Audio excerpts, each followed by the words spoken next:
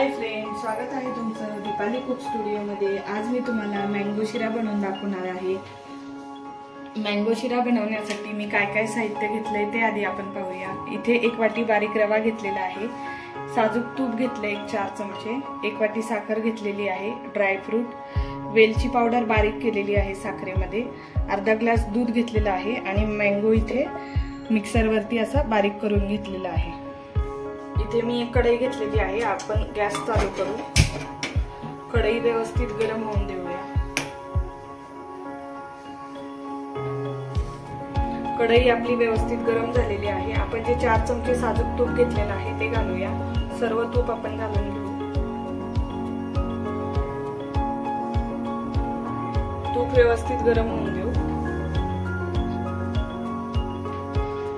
तूप व्यवस्थित गरम झालेला आहे। जो बारीक रवा आपण 1 वाटी घेतलेला आहे तो घालूया।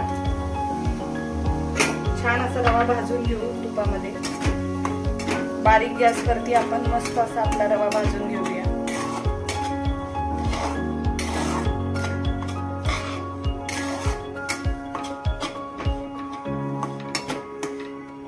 आपला रवा व्यवस्थित भाजून झालेला आहे तुपामध्ये। हे बघा, मंद गॅसवरती आपण छान असा रवा भाजून घेतलाय आणि त्यामुळे रव्याचा वास सुद्धा खूप छान येतोय।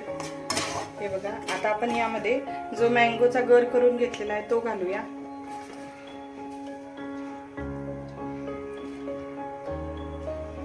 आता आपण व्यवस्थित मिक्स करून घेऊया हा मँगोचा गर।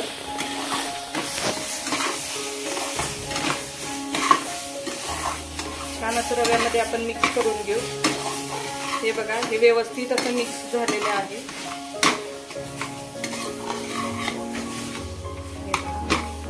आता आपण यामध्ये जी विलायची आपण बारीक करून घेतली होती साखरेमध्ये ती घालूया आणि आपल्याला जेवढं गोड हवंय त्या प्रमाणाने साखर घालू। मँगो हा गोड आहे त्यामुळे थोडी कमीच साखर घालणार आहे। आणि आता ड्रायफ्रूट घालू आपण आणि मिक्स करून घेऊ।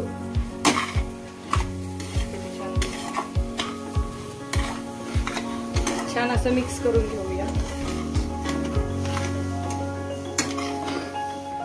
हे व्यवस्थित असं मी मिक्स करून घेतलेलं आहे। जे आपण दूध घेतलेलं आहे ग्लासमध्ये, आपल्याला जेवढं लागेल तेवढं आपण दूध घालणार आहे ते घालूया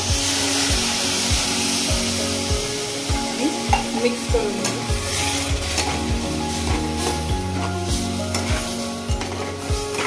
तुम्ही दुधाच्या ऐवजी गरम पाणी करून सुद्धा वापरू शकता।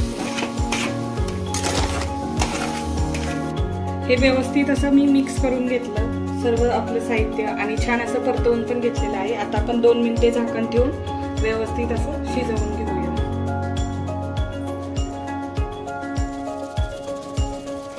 दोन मिनिटं झालेली आहे। आपण बघूया झाकण काढून शिरा व्यवस्थित आपला झाला।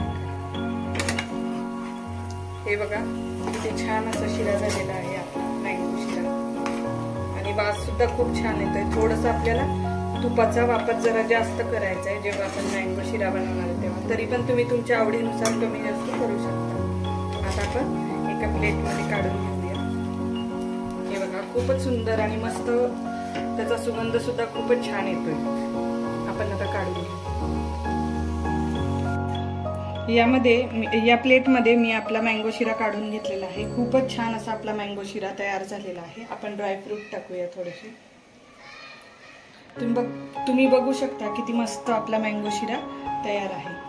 तुम्ही पण अशा पद्धतीने नक्कीच मँगो शिऱ्याची ही रेसिपी करून बघा। माझी ही रेसिपी तुम्हाला कशी वाटली हे नक्कीच मला कमेंटमध्ये सांगा आणि अशाच नवनवीन रेसिपी पाहण्यासाठी दीपालीज कुक स्टुडिओला सबस्क्राईब करा, लाईक करा, शेअर करा, कमेंट करा।